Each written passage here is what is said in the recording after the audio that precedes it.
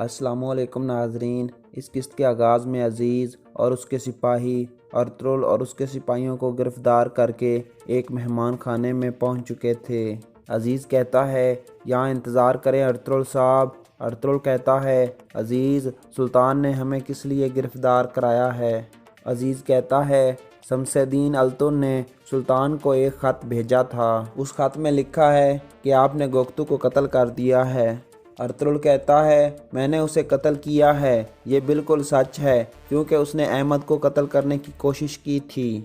सादतीन अहमद को मरवा कर इंतकाम लेना चाहता था। अजीज़ कहता है, अल्तुन ने यह भी लिखा है कि उसके ख्याल में आपने सादतीन को भी मार दिया है और उसके बाद अब आप सुल्तान को मारने जा रहे हो। अर्तुगरुल कहता है, ये बिल्कुल झूठ है और बहतान है। मैंने ना ही अमीर सादतीन को कत्ल किया है और ना ही सुल्तान को कत्ल करने का कोई इरादा है, बल्कि हम तो सुल्तान की जान बचाने के लिए जा रहे थे।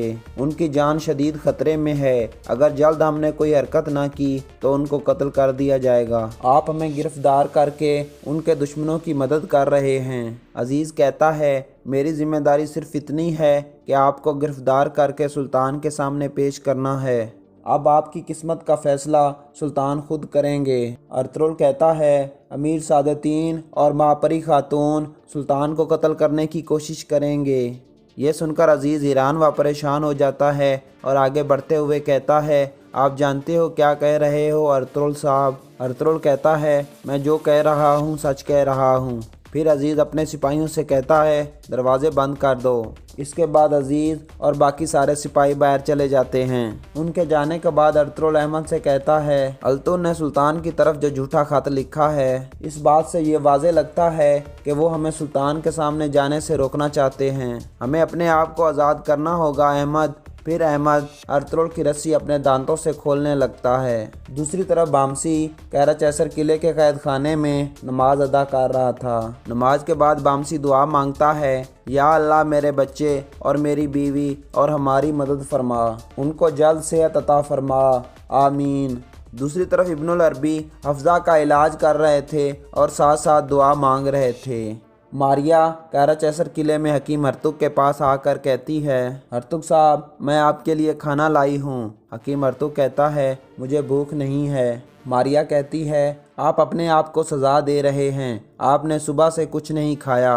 हकीम हरतुग कहता है, हम बहुत सी मुश्किलात से गुजरे हैं, लेकिन ऐसा पहली मर्तबा हुआ है। तुर्गुत और बामसी एक दूसरे के साथ भाइयों की तरह थे। मुझे समझ नहीं लग रही कि ऐसा किस तरह हो गया है। तुर्गुत अल्लाह को प्यारा हो चुका है, जबकि बामसी कैद खाने में है। इसी दौरान एक सिपाही अंदर दाखिल होता है। हकीम हरतुग उसे कहता है, अब हमने एहतियाती तदाबीर ले ली हैं। आप काई कबीले जाओ और हेमा खातून को इस वाक़े के बारे में बता दो। कल हम तुर्गुत के जनाजे को लेकर कबीले जाएंगे। इसके बाद सुबह हो जाती है। एक सिपाही वहां पहुंचता है जहां महापरी और सादतीन के सिपाही इंतज़ार कर रहे थे। वो सिपाही उन सिपाहियों के कमांडर से कहता है, अर्तुगरुल और उसके सिपाही मेहमान खाने में हैं और उनके हाथ बंधे हुए हैं। ये सुनकर कमांडर कहता है, बहुत अच्छे, अब तो हमारा काम और भी आसान हो जाएगा। वो उस मेहमान खाने से कभी भी नहीं निकल सकेंगे। इसके बाद वो सब घोड़ों पर सवार होकर वहां से चल पड़ते हैं। दूसरी तरफ एंगलोस और तीतन हानली बाजार के करीब पहुंच चुके थे। तीतन कहता है, कुछ आदमी मेरे साथ जाएंगे और बाकी कुछ यहाँ रुककर उनके लिए जाल बिछाएंगे। फिर तीतन एंगलोस से कहता है, जब हम हमला कर देंगे तो तुम भी अपने सिपाहियों को लेकर वहाँ पहुँच जाना। इसके बाद तीतन घोड़ा गाड़ी में छुप करके से कुछ सिपाहियों के साथ वहां से रवाना हो जाता है। बाकी सिपाही एंगलोस के साथ एक तरफ छुप जाते हैं। दूसरी तरफ काई कबीले में इब्नुल अरबी हिफ्जा के खेमे से बाहर आते हैं और हेमा खातून को बताते हैं, मैंने जो करना था वो कर दिया और बाकी सब कुछ अल्लाह के हाथ में है। आप दुआ करें, इंशाल्लाह वो सेहत याब हो जाएगी। यह कहकर इब्नुल अरबी वहाँ से चले जाते हैं। इतने में एक सिपाही अंदर आकर कहता है, मुझे अर्तुग साहब ने भेजा है हेमा वालदा, एक बहुत ही अहम मामला है। दूसरी तरफ तीतन की घोड़ा गाड़ी हानली बाजार में पहुंच चुकी थी। तीतन छुप करके से सब कुछ देख रहा था और दिल ही दिल में कह रहा था, वो किले को बचाते बचाते हानली बाजार की हिफाजत करना भूल गए हैं। इसके बाद फौरन वो बाहर निकल आते हैं और हमला कर देते हैं।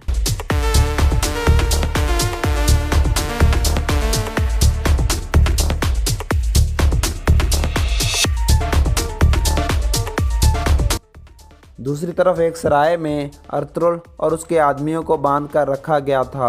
अहमद और अर्तुगरुल अपनी रस्सियों को ढीला करने में कामयाब हो गए थे। इतने में अजीज आकर कहता है, अर्तुगरुल साहब, वक्त आ गया है, आओ चलें। फिर अजीज उनको लेकर बाहर की तरफ चल पड़ता है। इतने में महापरी का कमांडर और सिपाही अंदर दाखिल होते हैं। उनका कमांडर कहता है, अजीज, अपनी तलवार नीचे फेंक दो। अजीज कहता है, ऐसा करने की तुम्हारी जुर्रत कैसे हुई? तुम लोग किसके कुत्ते हो? फिर अर्तुगरुल कहता है, हम तुम लोगों के आगे अपने हथियार नहीं डालेंगे। अजीज कहता है, अर्तुगरुल साहब, आप एक दफ़ा फिर सही साबित हो गए हैं। इसके बाद लड़ाई शुरू हो जाती है।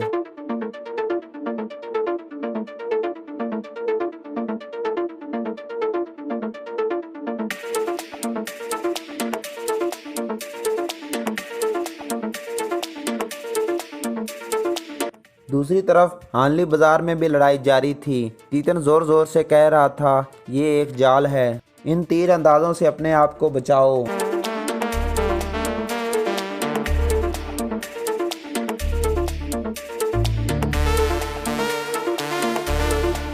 दूसरी तरफ सराय में भी लड़ाई जारी थी।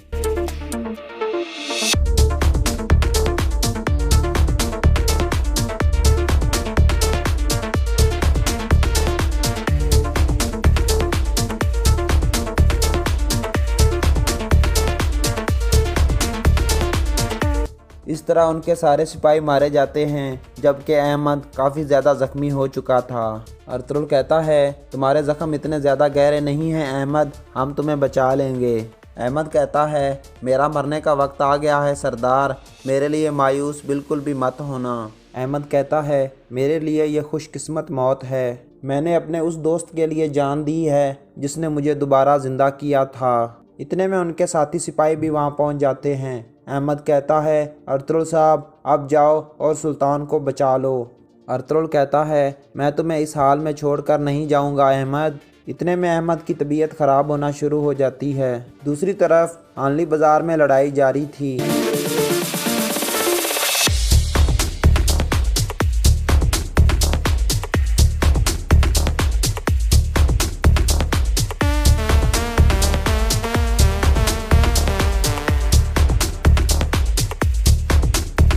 लड़ाई के दौरान तीतन और उसके आदमी तीरों से बचते बचते महल में दाखिल हो जाते हैं। दूसरी तरफ एंगलोस अपने सिपाहियों के साथ बाहर इंतज़ार कर रहा था। फिर वो अपने सिपाहियों को हुक्म देता है, चलो चलें, हमारी खूनी दावत शुरू हो चुकी है। फिर वो उठकर हानली बाज़ार की तरफ चल पड़ते हैं। इसी दौरान हकीम अर्तुग अपने सिपाही लेकर उनके सामने आ जाता है और लड़ाई शुरू हो जाती है।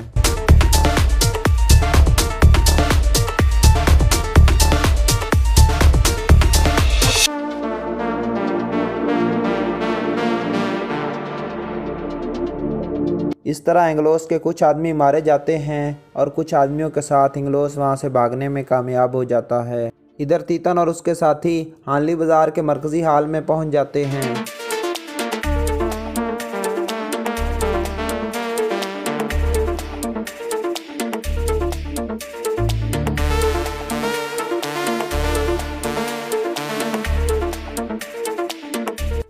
इस तरह बामसी, तुर्गुत और बाकी सिपाही बाहर निकल आते हैं। फिर तुर्गुत तीतन से कहता है, तुम बच्चों और औरतों को अगवा करने की कीमत चुकाओगे तीतन?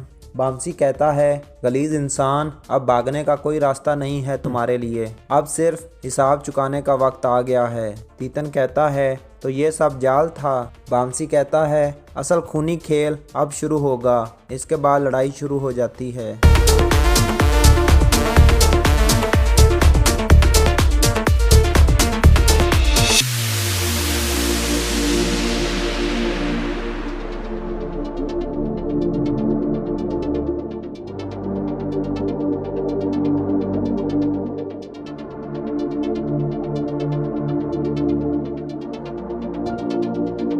इस तरह तीतन के सारे आदमियों को मार दिया जाता है, जबकि बामसी तीतन को मार मार कर उसे बेहोश कर देता है।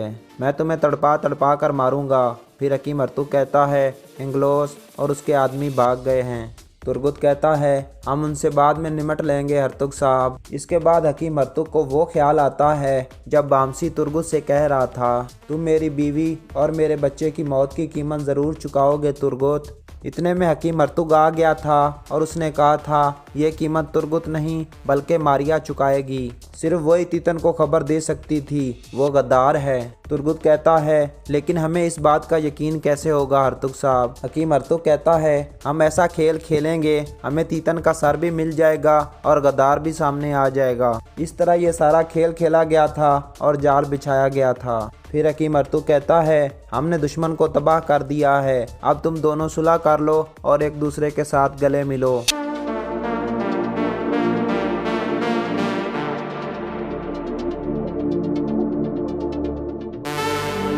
دوسری طرف مہمان خانے میں احمد زخمی حالت میں پڑا ہوا تھا جبکہ عبد الرحمن اس کے لیے دوائی تیار کر رہا تھا۔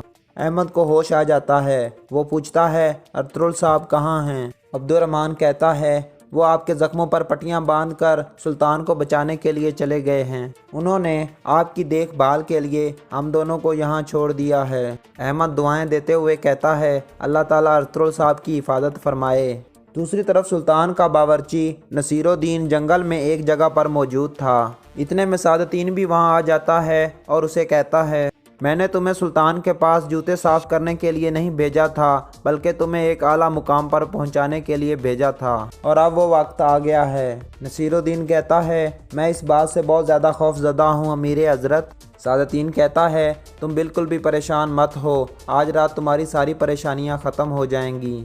نصیر الدین سعادتین سے ایک پوٹلی لے لیتا ہے، پھر کہتا ہے سلطان آج غیاث الدین کے ساتھ شکار پر گئے ہیں۔ سعادتین کہتا ہے بہت اچھے، سلطان جب اپنے پسندیدہ پرندوں کا شکار کر کے کھا رہے ہوں گے تو وہ اس دنیا سے رخصت ہو جائیں گے، آخر ایک عہد پورا ہو جائے گا۔ جب یہ کام کر لو تو مجھے آگاہ کر دینا، ہم دوبارہ یہیں ملیں گے، پھر میں تمہارے حق کے مطابق تمہیں ایک چیز دوں گا۔ کیا تمہیں میری بات سمجھ آ گئی؟ نصیر الدین ڈرتے ڈرتے کہتا ہے جی حضور مجھے سمجھ آ گئی، سلطان آج رات اپنے عہد کو پہنچ جائیں گے۔ پھر نصیر الدین وہاں سے اجازت لے کر چلا جاتا ہے اور یہاں اس قسط کا اختتام ہو جاتا ہے۔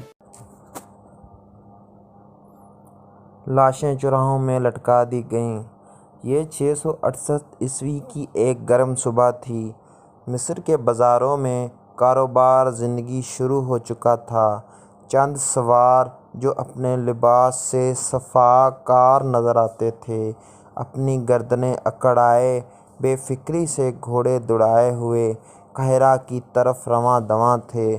ان کے چہرے تاتاریوں کی درندگی کے مظہر تھے۔ راستے میں ان کا واسطہ پناہ گزینوں کے ان تباہ حال قافلوں سے پڑ رہا تھا جو بغداد کی تباہی کے بعد مصر کی گلی کوچوں میں امن کی کوئی جگہ تلاش کر رہے تھے۔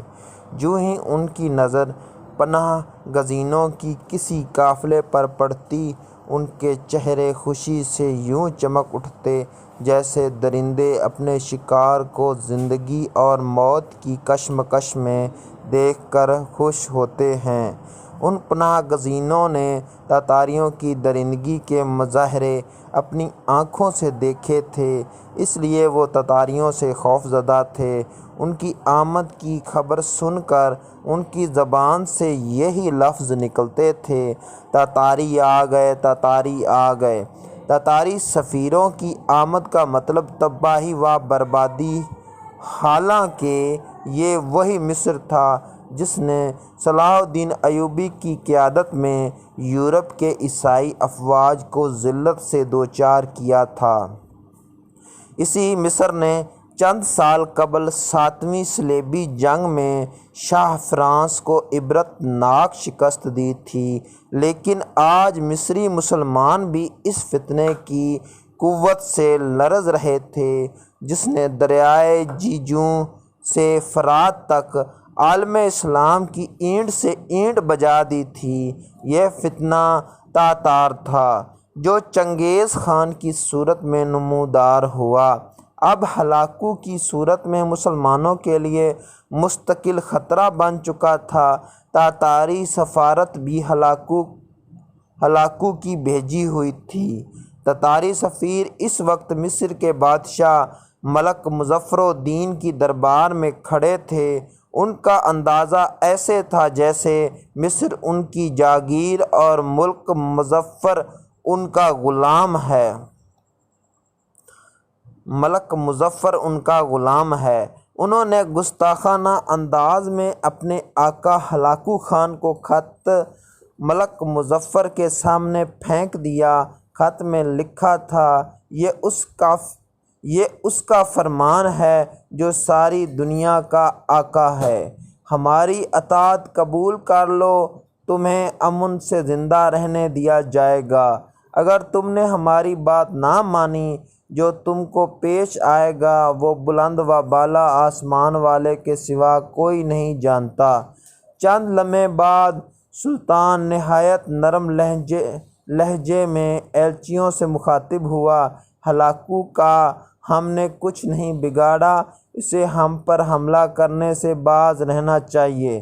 سلطان کے جواب سے تاتاریوں کے بگڑے ہوئے چہرے مزید بگڑ گئے۔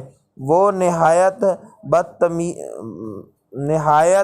بد تہذیبی سے بولے، تم نہایت خود سر اور ضدی حکمران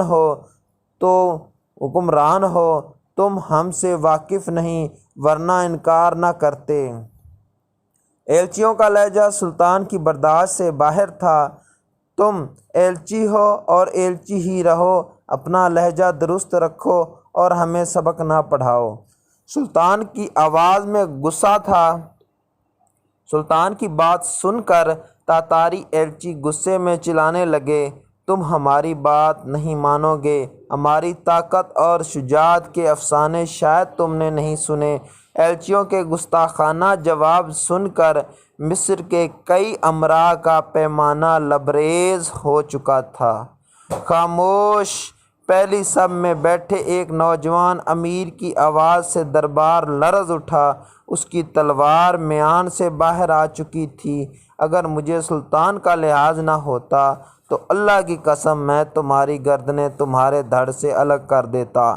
نوجوان کی آواز جوش و غضب سے لرز رہی تھی۔ سلطان معظم، ان کا رویہ سفارتی آداب کے منافی ہے۔ شاید ہو نے اپنے سپاہیوں کو نہتے انسانوں کے قتل کے سوا کچھ نہیں سکھایا، ورنہ یہ اس طرح یہاں چلا نہ رہے ہوتے۔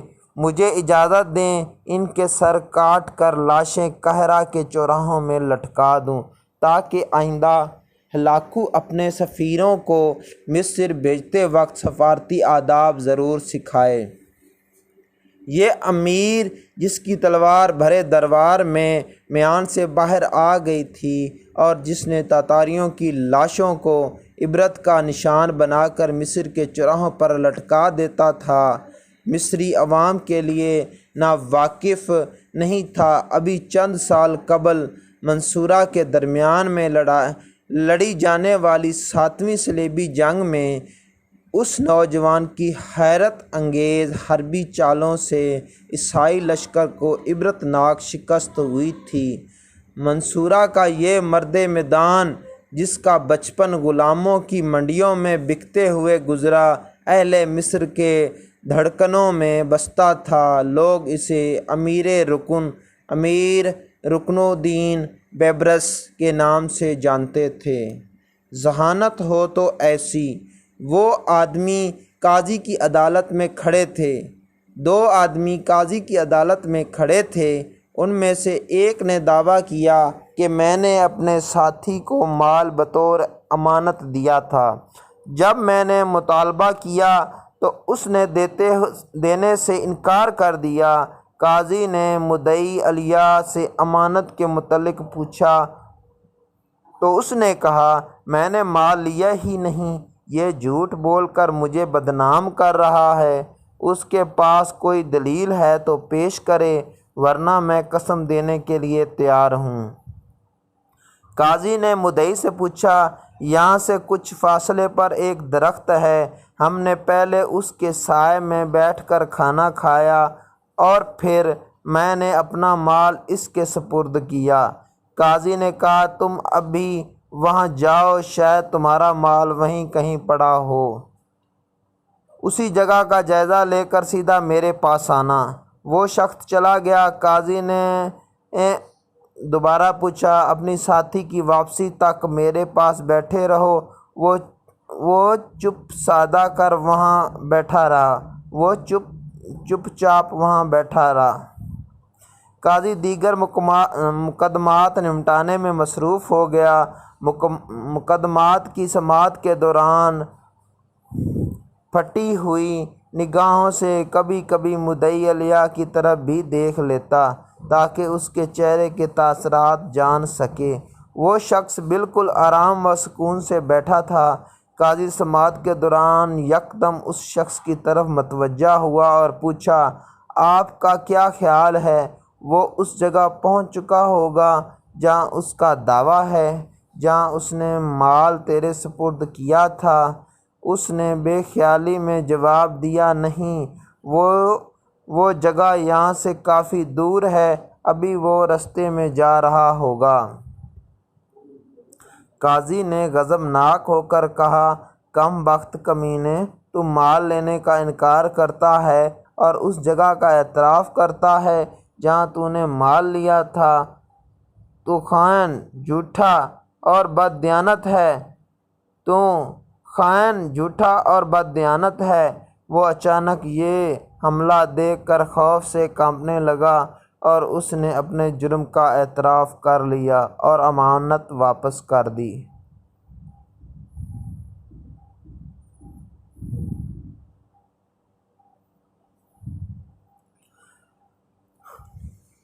بادشاہ کا ہاتھ کاٹ دو۔ سلطان مراد ترکستان کا بادشاہ اور اسلامی دنیا کا حکمران تھا۔ عیسائیوں کی بڑی حکومتیں بھی اس کے نام سے کانپتی تھیں۔ یوں تو ہر مسلمان حکمران کو عمارتیں بنوانے کا شوق رہا ہے، لیکن سلطان مراد مسجدوں کی تعمیر سے بہت دلچسپی رکھتا تھا۔ ایک دفعہ اس نے اپنے دل میں ایک مسجد کا نقشہ بنایا۔ یہ مسجد اس کے خیال کا حسین مرکہ تھی۔ اس دور میں ایک انجینئر کو بلا کر نقشہ دکھایا اور مسجد کی تعمیر پر لگا دیا۔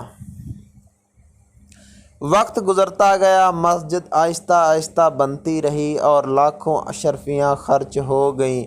آخر مسجد مکمل ہو گئی، جو فی الواقع ایک اچھی عبادت گاہ تھی۔ انجینئر بڑے دعوے کے ساتھ بادشاہ کے حضور حاضر ہوا اور عرض کی کہ حضور، مسجد تیار ہے، ملاحظہ فرمائیے۔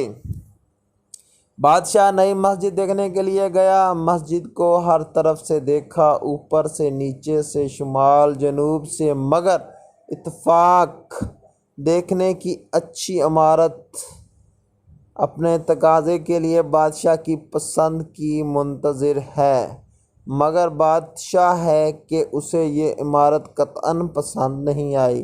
وہ اپنے آپ کو سنبھالنے کی کوشش کرنے لگا۔ آخر جب نہ سنبھل سکا تو حکم دیا کہ انجینئر کا ایک ہاتھ کاٹ دیا جائے۔ یہ حکم ملنا تھا کہ جلاد نے فوراً ہاتھ کاٹ دیا۔ انجینئر کو یہ سزا بلا وجہ ملی تھی، اسے اور تو کچھ نہیں سوجا۔ وہ سیدھا قاضی کی عدالت میں جا پہنچا اور دعویٰ دائر کر دیا۔ قاضی نے بادشاہ کو حاضر کرنے کا حکم دیا۔ جب بادشاہ حاضر ہوا تو عدالت میں انجینئر بھی کھڑا تھا۔ بادشاہ یہ دیکھ کر گھبرا گیا۔ قاضی نے بادشاہ کے بیانات لیے اور حکم دیا، بادشاہ کا بھی ایک ہاتھ کاٹ دیا جائے۔ اس ہاتھ سے بھی خون گرنا چاہیے تاکہ وہ آئندہ غلط فیصلے سے پرہیز کرے۔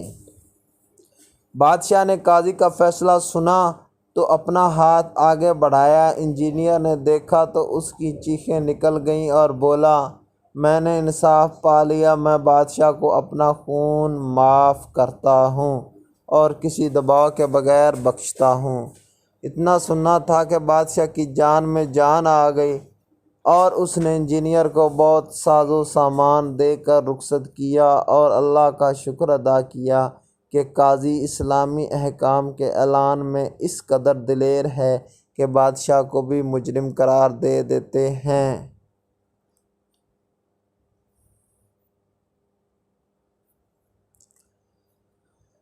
رقبے کے اعتبار سے ہندوستان ایک بہت بڑا ملک تھا اور یہاں کے ہندو حکمرانوں نے صدیوں سے ایسے قلعے تعمیر کر رکھے تھے جو ناقابل تسخیر تھے۔ سلطان محمود غزنوی نے شمالی اور وسطی ہندوستان کے تقریباً تمام قلعوں کو فتح کر لیا تھا۔ آخری بڑا حملہ سلطان محمود غزنوی نے 1024 عیسوی کو سومناتھ پر کیا۔ سومناتھ کا قلعہ نہایت مضبوط اور مستحکم تھا۔ اس کے 3 طرف دریا اور ایک جانب گہری خندق تھی۔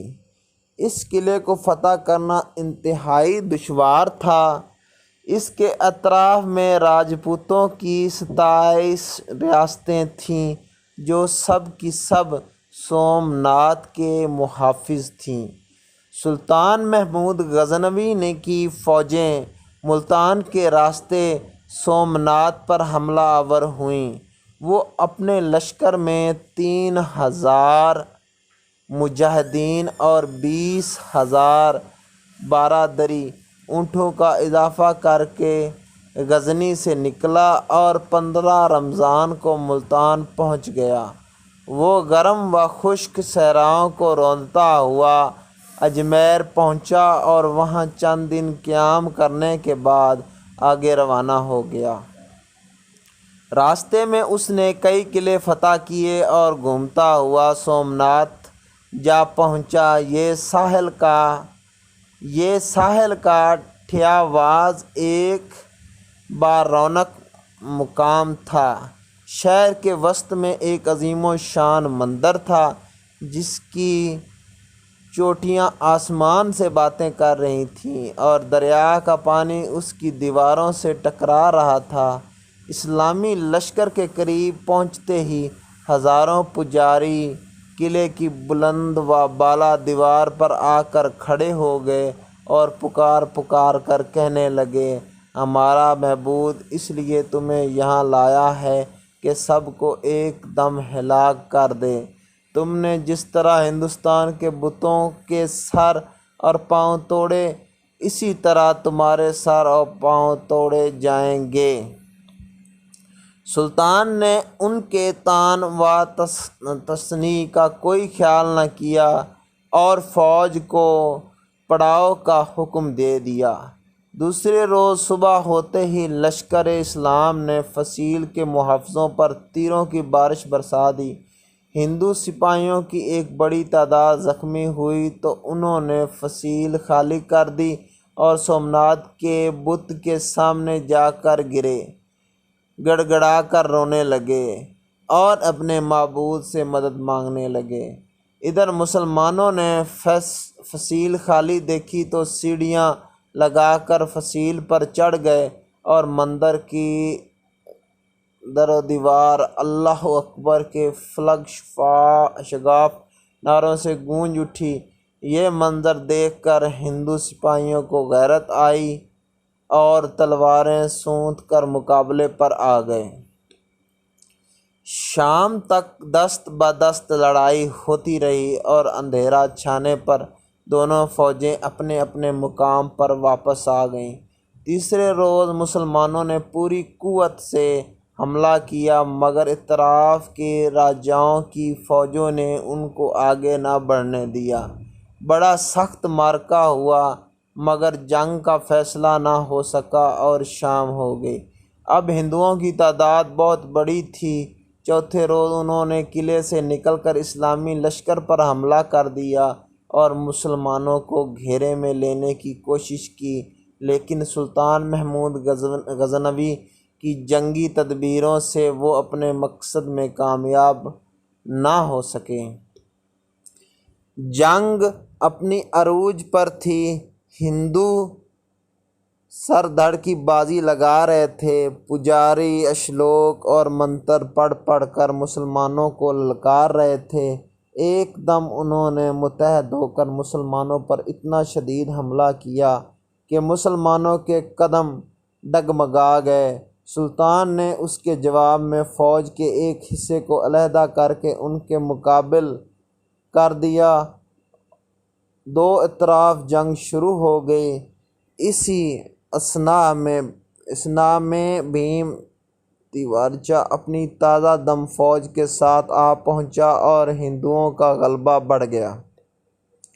سلطان نے دیکھا کہ ہندوؤں کی فوج میں مسلسل اضافہ ہو رہا ہے، جبکہ سلطان کا اللہ کے سوا مددگار نہیں تھا۔ چنانچہ اس نے ایک دھواں دار تقریر کی۔ اس تقریر نے لشکر کی رگوں میں جذبہ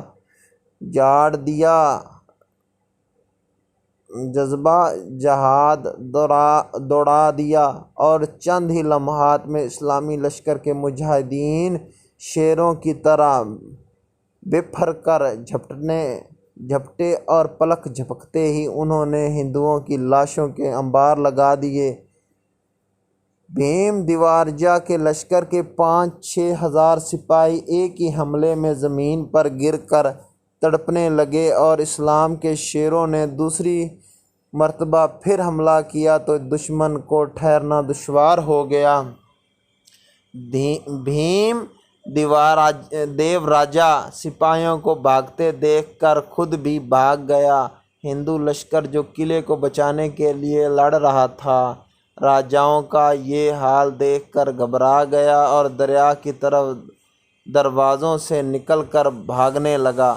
مسلمانوں نے بھاگتے ہوئے ہندوؤں کا تعاقب کیا اور اس کی کثیر تعداد کو دریا میں ڈبو کر جہنم واصل کیا۔ مکمل فتح کے بعد سلطان محمود غزنوی مجاہدین کی ایک جماعت کو لے کر قلعے میں داخل ہوا۔ عمارت کو دیکھا بھالتا وہ اس حصے پر جا پہنچا جس کی چھت 56 ستونوں پر کھڑی تھی اور اس کے اندر سومناتھ کا بت نصب تھا۔ سلطان نے پتھر کے 5 گز لمبے ہندوؤں کے اس جھوٹے خدا کو توڑنا چاہا تو پجاریوں نے ہاتھ باندھ کر التجا کی کہ وہ اس کو نہ توڑے اور اس کے بدلے میں ہم سے جتنی چاہے دولت اور ہیرے جواہرات لے لے، لیکن سلطان کی غیرت ایمانی نے یہ گوارا نہ کیا، یہ پیشکش قبول نہ کی اور یہ کہہ کر کہ میں محمود بت فروش نہیں بت شکن کہلانا پسند کرتا ہوں، زور کی ضرب لگائی اور پتھر سے بنے سومناتھ کے بت اور ہندوؤں کے جھوٹے خدا کو پاش کر دیا۔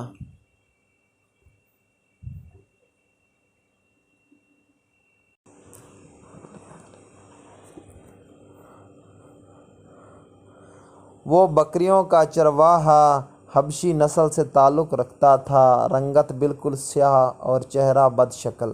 اس کے پاس سے بدبو کے بھبھوکے اٹھتے تھے۔ سارا دن یہودیوں کی بکریاں چرایا کرتا تھا، اپنی دنیا میں مگن۔ بکریاں چرانے کے علاوہ اسے دنیا کی کسی اور چیز سے غرض نہیں تھی۔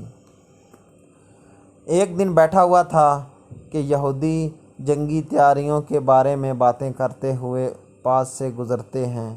آج اچانک اس کے دل میں احساس جاگتا ہے کہ یہ یہود کس سے لڑائی کی تیاری کر رہے ہیں۔ میں بھی معلوم کروں کہ وہ کون سی طاقت ہے جو یہودیوں کے مقابلے پر آ رہی ہے۔ وہ یہودیوں کے پاس گیا اور ان سے پوچھا، یہ جنگ کس کے ساتھ کرنے والے ہو؟ وہ بولے، ہماری جنگ اس شخص کے ساتھ ہوگی جو نبوت کا دعویٰ کرتا ہے۔ اس کے دل نے خواہش کی کہ میں اس شخص کو دیکھوں۔ وہ اٹھا اور لوگوں سے پوچھتا ہوا رحمت للعالمین کے پاس آیا اور کہنے لگا، آپ مجھے بتائیں کہ آپ کس چیز کی دعوت دیتے ہیں؟ اللہ کے پیارے نبی صلی اللہ علیہ وآلہ وسلم نے بتایا، میری دعوت توحید کی دعوت ہے۔ اللہ کے سوا کسی کی عبادت نہ کرو، اس کے ساتھ شریک نہ ٹھہراؤ اور مجھے اللہ کا رسول مانو، اور یہ کہ میں اللہ کی وحی سے اس کے احکام لوگوں کو پہنچاتا ہوں۔ اس نے کہا کہ اگر میں ایک اللہ پر ایمان لے آؤں اور آپ کو اللہ کا سچا نبی مان لوں تو کیا ہوگا؟ آپ صلی اللہ علیہ وآلہ وسلم نے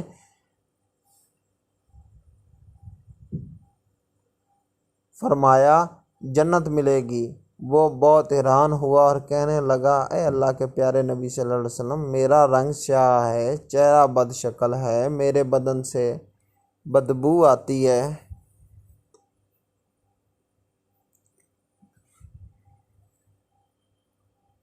اور میرے پاس کچھ نہیں ہے۔ اگر میں اللہ کی راہ میں لڑتے ہوئے شہید ہو جاؤں تو کیا مجھے بھی جنت ملے گی؟ آپ صلی اللہ علیہ وسلم نے فرمایا، ہاں، اللہ تجھے ضرور جنت دے گا۔ اس کے بعد وہ فوراً اٹھا اور یہودیوں کے خلاف جنگ میں شریک ہو گیا اور مردانہ وار لڑتے لڑتے اللہ کی راہ میں شہید ہو گیا۔ جب سرور کائنات کو اس کی شہادت کی خبر ملی تو آپ صلی اللہ علیہ وسلم نے اس کی لاش کو دیکھ کر فرمایا، اللہ نے اس کے چہرے کو حسین بنا دیا ہے، اس کے بدن کو خوشبوؤں سے معطر کر دیا ہے، اور جنت کی 2 حوریں اسے عطا کر دی ہیں۔ یہ حسین چہرے والا اسود رائی رضی اللہ تعالیٰ عنہ تھے۔ انہوں نے سوائے جہاد کے فی سبیل اللہ کے علاوہ کوئی کام نہیں کیا، ایک نماز پڑھنے تک کی مہلت نہیں ملی، لیکن انہوں نے صدقے دل سے نور ہدایت سے اپنے دل کو منور کیا اور اتنا بڑا مرتبہ حاصل کر لیا۔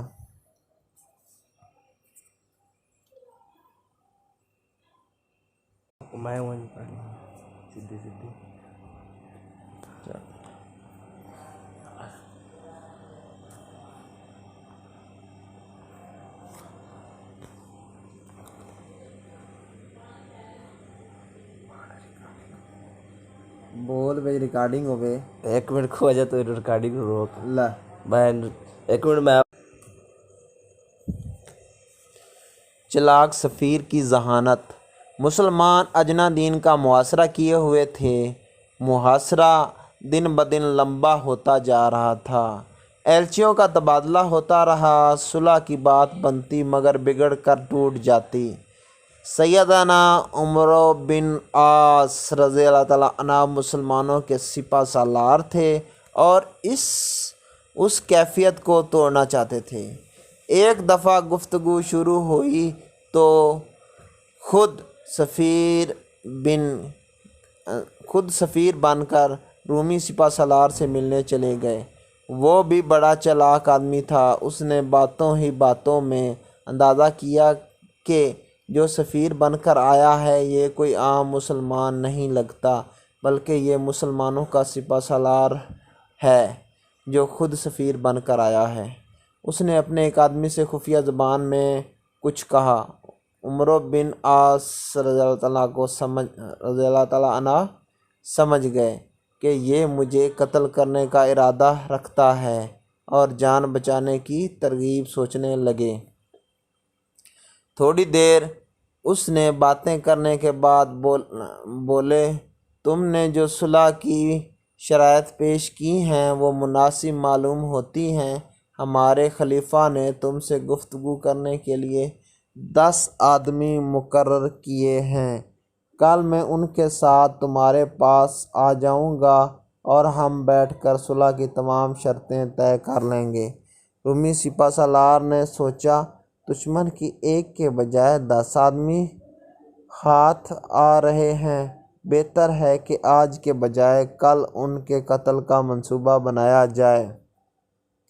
اس نے اپنے اسی آدمی کو دوبارہ کچھ کہا اور دروازے کے پیچھے کھڑے آدمی کو جو عمر بن عاص رضی اللہ تعالیٰ عنہ کو قتل کرنے والا تھا ہٹا دیا اور مسلمانوں کے سفیر عمر بن عاص رضی اللہ تعالیٰ عنہ کو بڑے اتفاق سے رخصت کیا۔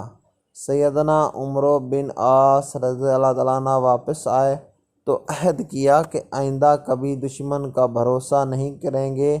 دوسرے دن رومی سپہ سالار کو حقیقت کا علم ہوا تو وہ بہت پچھتایا اور بولا، یہ شخص تو مجھ سے بھی زیادہ چالاک نکلا۔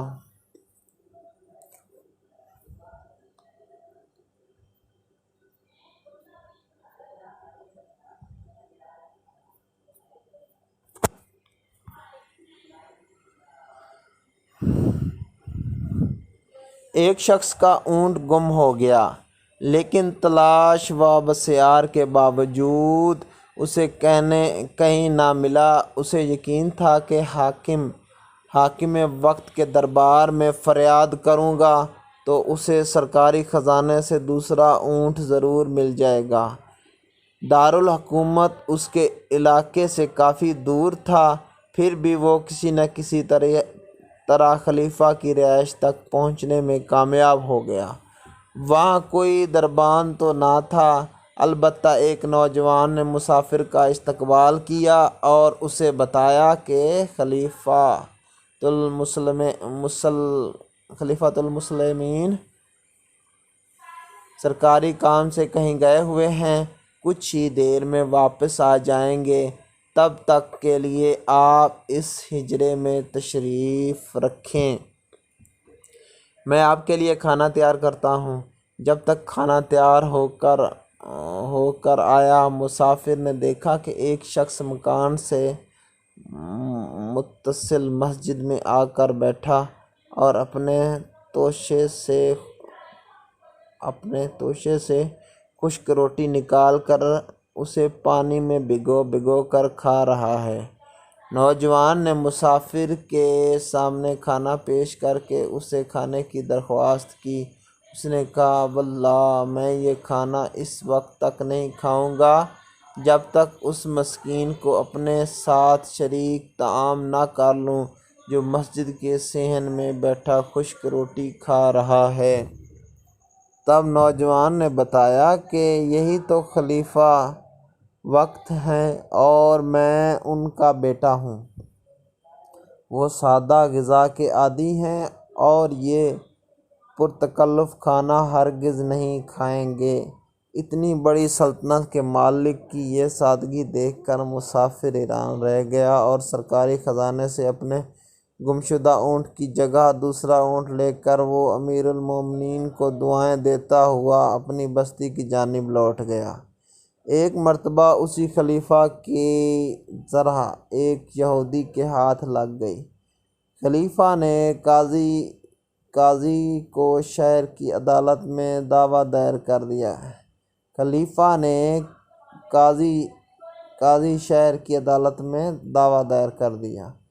پیشی کے وقت عدالت نے مدعی سے اپنے حق میں گواہ پیش کرنے کو کہا۔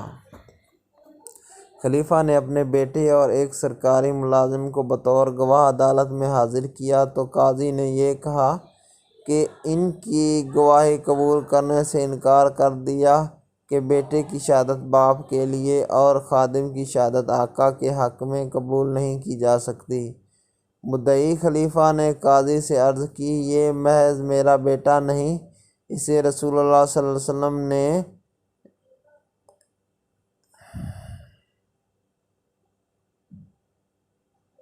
جوانان جنت کے سرداروں میں شمار کیا ہے۔ قاضی نے جواب دیا، مقدمہ زمین پر ہے اور آپ جنت کی باتیں کر رہے ہیں، اپنے دعوے کے ثبوت میں کوئی اور گواہ لائیے۔ ثبوت نہ ہونے کی بنا پر خلیفہ کا دعویٰ خارج کر دیا گیا۔ یہودی اسلامی عدالت کا یہ انصاف دیکھ کر حیران و شددر رہ گیا۔ باہر نکل کر اس نے خلیفہ وقت سے معافی مانگی۔